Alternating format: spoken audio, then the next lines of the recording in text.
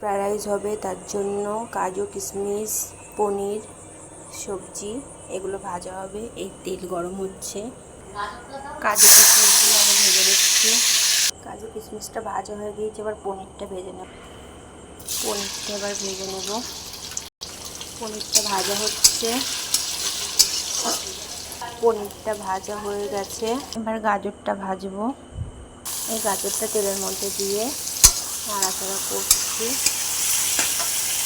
নুন দিয়েছি, নুন দিয়ে ভেজে নেব। গাজরটা ভাজা হয়ে গেছে, গাজরটা ভাজা হয়ে গিয়েছে। এবার ক্যাপসিকামটা দেব। এবার বিনসটা ভেজে নেব। এই বিনসটা ভেজে নেব।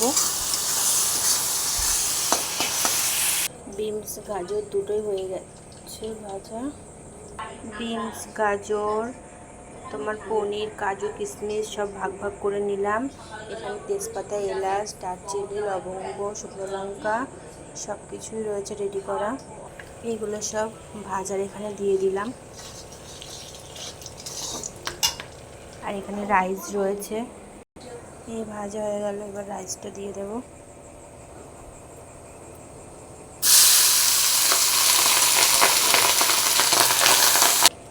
এই ভাত দিয়ে দিলাম, একটু ঘি দিয়ে দিলাম। আগেই দিয়েছি ঘি, দেখানো হয়নি। এবার সবজিগুলো দিয়ে দেবো হাফ। এই সবজিগুলো সব দিয়ে দিয়েছি।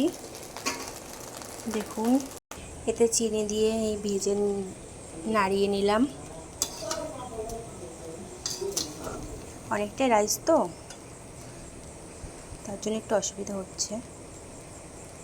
রাইসটা কমপ্লিট হয়ে গেছে। কেমন হয়েছে অবশ্যই জানাবেন। ভালো লাগলে লাইক সাবস্ক্রাইব করে দেবেন প্লিজ। হাই গাইস, এই মিক্স ফ্রাইড রাইস স্যালাড এই চিকেন দেখুন, সবাই কেমন হয়েছে বলবেন অবশ্যই কমেন্টে।